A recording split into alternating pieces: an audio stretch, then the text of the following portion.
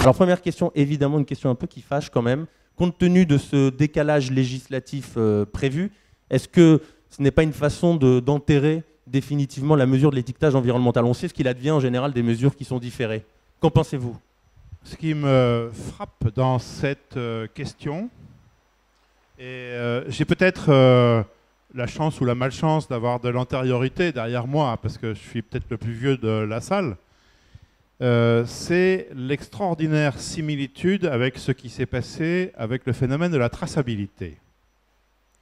Nous avons sorti les premiers logiciels de traçabilité en 1991 et nous avons organisé en 1992 plusieurs séminaires autour de la traçabilité. Et à l'époque, nous disions traceability parce que la notion n'était pas, le mot n'existait pas, la notion n'était pas usitée en français.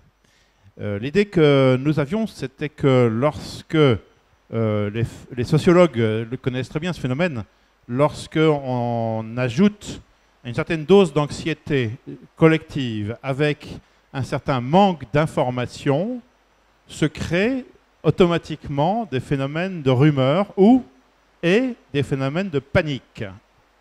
Bon, sur cette idée, nous avons loué des salles, nous avons organisé des séminaires, il n'y avait pas beaucoup de monde dans ces séminaires, et des gens qui nous disaient, vous savez, nous on est venus parce qu'on n'avait rien à faire, mais tant qu'on aura le choix, on ne mettra pas un centime pour faire de la traçabilité.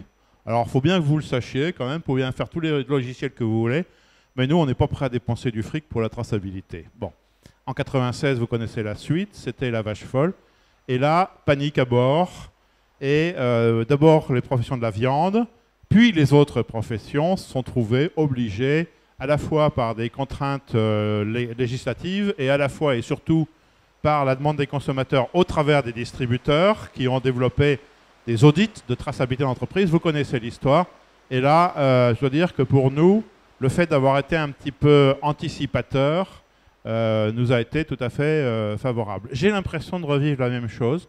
J'ai l'impression, j'entends aujourd'hui des clients qui me disent « Mon cher monsieur, sachez que tant qu'on aura le choix, on ne mettra pas un centime d'euro dans le développement durable. » Et je crois connaître la suite.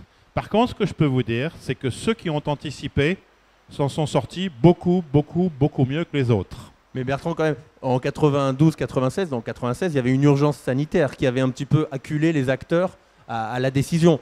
Là, dans le cas de l'étiquetage environnemental, est-ce qu'il y a finalement le risque d'une crise un peu identique qui pousserait les acteurs ou pas? Alors là, je ne voudrais pas rentrer dans de la philosophie. Parce que il y a quelques points que nous savons tous et que personne ne conteste. C'est que la population du globe augmente. On va atteindre 12 milliards, je ne sais plus en quelle année. 9 milliards en 2040, je oui, crois quelque déjà. chose comme ça. C'est demain. Hein. Si, avec les techniques connues actuellement et avec les méthodes de fabrication et les méthodes de distribution actuelles, la Terre n'est pas capable de nourrir ces 12 milliards. Donc de toute façon, un peu plus tôt ou un peu plus tard, on n'y coupera pas. Et l'agroalimentaire est évidemment en première loge là-dedans, puisque l'agroalimentaire est à la fois consommateur de ressources et à la fois nécessaire pour nourrir des populations. Et vous savez très bien que plus le niveau de vie s'élève et plus les gens sont demandeurs de produits élaborés. Donc l'agroalimentaire me paraît être complètement en première loge. Et est-ce dans 1 an, est-ce dans 2 ans, est-ce dans 3 ans, est-ce dans 10 ans?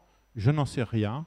Mais la seule chose que je sache, et c'est ce qui m'importe, et c'est ce qui importe pour les gens qui sont ici, aussi bien les gens de Vif que les clients, c'est que si nous n'anticipons pas, si nous n'envisageons pas, si nous ne réfléchissons pas, eh bien, ceux qui n'auront pas réfléchi vont se trouver comme avec la traçabilité, aux prises avec l'urgence, et dans l'urgence, on ne fait rien de bon.